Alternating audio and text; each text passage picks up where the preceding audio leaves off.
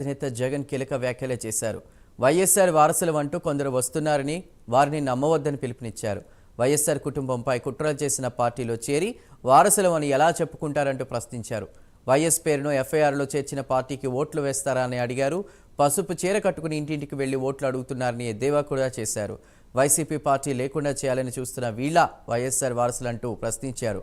YS వివేకాను హత్య చేసింది ఎవరో జిల్లా ప్రజలకు తెలుసని, ఆయన హంతకులకు ఎవరు మద్దతిస్తున్నారో తెలుసని కూడా అన్నారు. వివేకాను హత్య చేసిన వారితో చట్టాపట్టాలు వేసుకుని తిరుగుతున్నారు, దాని అర్థమేంటంటూ ప్రశ్నించారు. వైఎస్ అవినాష్ రెడ్డిని ఏ తప్పు చేయలేదని నమ్ముతున్నాను కాబట్టే ఆయనకు సీట్ ఇచ్చానంటూ చెప్పుకొచ్చారు జగన్. వైఎస్ఆర్ వారసులమని మీ ముందుకు వస్తా ఉన్నారు. వారి కుట్రలో భాగంగా నేను అడుగుతా ఉన్నా ఈరోజు మీ అందరి సమక్షంలో, ఆ మహానేతకు ఎవరు వారసులో చెప్పాల్సింది ఎవరు అని అడుగుతా ఉన్నాను. చెప్పాల్సింది ఎవరు అని అడుగుతా ఉన్నా. ప్రజలు కాదా అని అడుగుతా ఉన్నాను. ఆ వైఎస్ఆర్ని ప్రేమించేవారు కాదా అని అడుగుతా ఉన్నాను. ఈ సందర్భంగా మీ అందరితోనూ కూడా ఒక్క విషయం ప్రతి ఒక్కరిని కూడా ఆలోచన చేయమని కోరుతా ఉన్నా. ఆ దివంగత మహానేత మీద, నాన్నగారి మీద కక్షపూరితంగా, కుట్రపూరితంగా ఆయన చనిపోయిన తర్వాత ఆయన మీద కేసులు పెట్టింది ఎవరు? ఆయన కుటుంబాన్ని టార్గెట్ చేసింది ఎవరు? ఆయన పేరును చివరకు సిబిఐ ఛార్జ్ షీట్ లో కూడా పెట్టింది ఎవరు? ఒక వైఎస్ఆర్ లెగసీని, ఒక వైఎస్ఆర్ ను ఉండకుండా చెయ్యాలని చూస్తా ఉన్నది ఎవరు?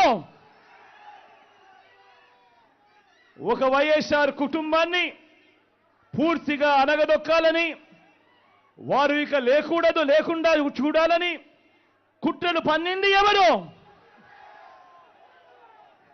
ఇవన్నీ కూడా పులివెందుల ప్రజలకు తెలుసు, వైఎస్ఆర్ జిల్లా ప్రజలకు తెలుసు. తెలుగు నేల మీద ఉన్న ప్రతి ఒక్కరికి కూడా ఇవన్నీ సంగతులు తెలుసు.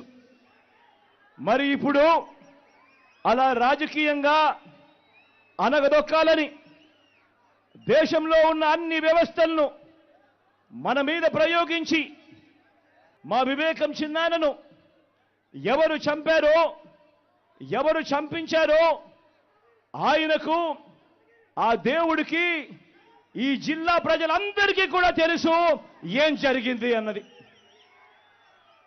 కానీ బురద జల్లేందుకు ఇద్దరు చెల్లెమ్మలను ఎవరు పంపించారో, వారు వెనకాల ఎవరు ఉన్నారో మాత్రం మీ అందరికీ కూడా రోజు కనిపిస్తూనే ఉంది.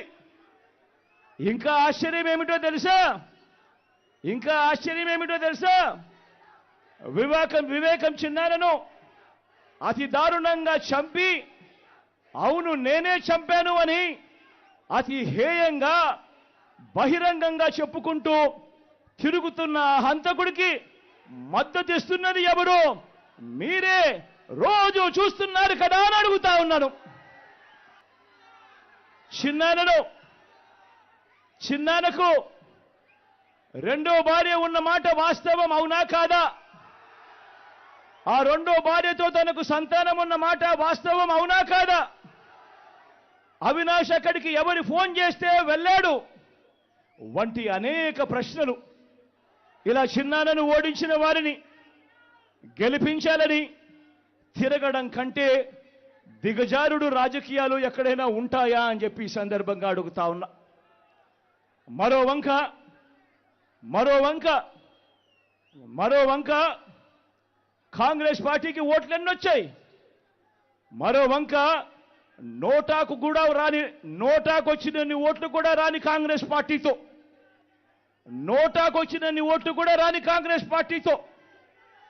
రాష్ట్రాన్ని విడగొట్టిన కాంగ్రెస్ పార్టీతో, ప్రత్యేక హోదాను విభజన చట్టంలో చేర్చకుండా రాష్ట్రాన్ని దుర్మార్గంగా విడగొట్టి రాష్ట్రానికి అన్యాయం చేసిన ఆ కాంగ్రెస్ పార్టీలో చేరి వైఎస్ఆర్ గారి పేరును ఆయన చనిపోయిన తర్వాత ఛార్జ్షీట్లో పెట్టిన ఆ కాంగ్రెస్ పార్టీకి మొత్తంగా వైఎస్ఆర్ గారి పేరునే తుడిచివేయాలని కనబడకుండా చేయాలని ప్రయత్నిస్తున్న వారికి ఓటు వేయటము అనంటే దానివల్ల ఎవరికి లాభము అన్నది ప్రతి ఒక్కరూ కూడా ఆలోచన చేయమని కోరుతా ఉన్నా. మరి ముఖ్యంగా నా మీద ఆరోపణలు చేస్తా ఉన్న నా బంధువులకు కూడా ఈ సందర్భంగా ఒక్కటి చెప్పదలుచుకున్నా. ముఖ్యమంత్రిగా దేవుడు మీ బిడ్డకు అధికారం ఇచ్చింది. ముఖ్యమంత్రిగా దేవుడు అధికారాన్ని మీ బిడ్డకి ఇచ్చింది డబ్బులు సంపాదించుకునే దాని కోసం కాదు. మీ బిడ్డ డబ్బులు సంపాదించుకునే దాని కోసం కాదు. నా కుటుంబ సభ్యులను కోటీశ్వరులను చేసేందుకు కాదు. ఆ దేవుడు మీ బిడ్డకు ఈ ముఖ్యమంత్రి పదవి ఇచ్చింది పేదలందరికీ మంచి చేసేందుకు, ఆ పేదలకు మేలు చేసేందుకు దేవుడు ఈ అధికారాన్ని మీ బిడ్డకిచ్చాడు, మీ జగన్కి ఇచ్చాడు. జగన్ అధికారంలోకి వచ్చిన తర్వాత మమ్మల్ని పక్కన పెట్టాడు అని చెప్పి మాట్లాడుతూ ఉన్న నా బంధువులకు ఈ సందర్భంగా తెలియజేస్తా ఉన్నా. మరొక విషయం కూడా నిండు మనసుతో చెప్తా ఉన్నా. వైఎస్ అవినాష్ ఏ తప్పు చేయలేదని నేను బలంగా నమ్మాను కాబట్టే నేను అవినాష్కు టికెట్ ఇచ్చాను. అడిగిన ప్రశ్నలకు సరైన సమాధానాలు చెప్పలేని వీరంతా చిన్న పిల్లాడైనా అవినాష్ను దూషించడం, అవినాష్ను తెరమరుగు చేయాలనుకోవడం ఎంతటి దారుణమైన కార్యక్రమమో అన్నది ప్రతి ఒక్కరూ కూడా గమనించమని అడుగుతా ఉన్నా. మా అందరికన్నా చాలా చిన్నోడు అవినాష్, చాలా చిన్న పిల్లోడు.